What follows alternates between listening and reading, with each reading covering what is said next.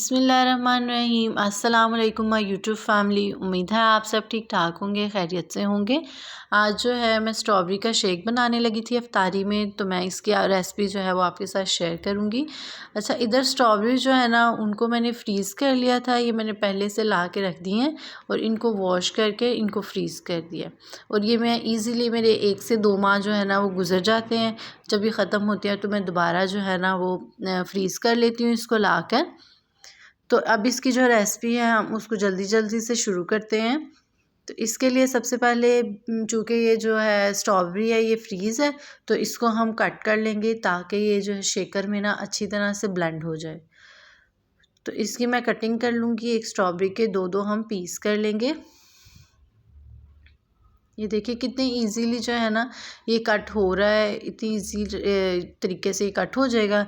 तो आपने भी इसके जो है ना 1 से 2 पीसेस कर लेने हैं।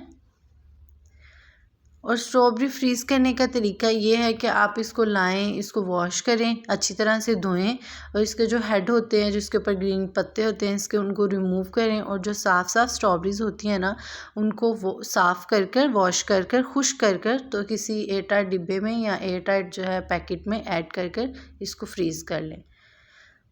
अब इनकी कटिंग तो हो गई है। अब हम ले लेंगे एक शेकर और उसमें जो मेरी स्ट्रॉबेरी है वो ऐड कर दूँगी। साथ ही मैं इसमें ऐड करूँगी चीनी। 2 टेबलस्पून भर के जो है मैं चीनी के ले रही हूँ वो इसमें ऐड कर देंगे। आप अगर डाइट पे हैं या शुगर फ्री लेना चाह रहे हैं तो आप चीनी को स्किप भी कर सकते हैं। और इसमें दूध ऐड कर दूँगी। इधर मैं 2 ग्लास जो है वो शेक बना रही हूँ, तो मैं 1 ग्लास जो है वो दूध पहले ऐड करूँगी। और अब हम इसको अच्छी तरह से ब्लेंड करेंगे कि कोई भी जो है ना पीस वो स्ट्रॉबेरी का इसमें ना रहे।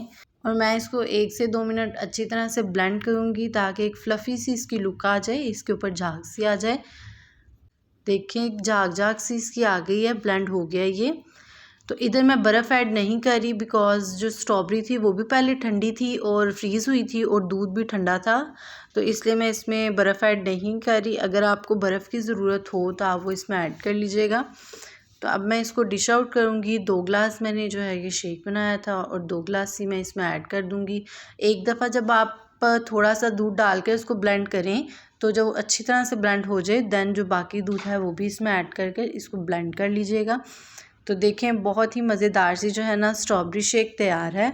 अब हम इसको सर्व करते हैं। सर्विंग के लिए थोड़ी सी जो है ना इसको डेकोर कर लेना तो ये अट्रैक्टिव लगने लग जाती है। तो इसलिए मैं इसके ऊपर जो है ना फ्रीज़ हुई मेरे पास स्ट्रॉबेरीज़ थी तो वो ही मैं इस पे लगा रही हूँ। तो आप जो है ना अगर ताज़ी लाएँ तो उनको कट कर एक उसका स्लाइस जो है इस पे ऐड कर लीजिएगा। बहुत ही खूबसूरत लगता है ये और ये इतना मज़ेदार सा शेक जो है ना सिंपल तरीके से रेडी हो गया है। तो अगर आप लोगों को ये वीडियो पसंद आ जाए तो इसको लाइक शेयर कर दीजिएगा।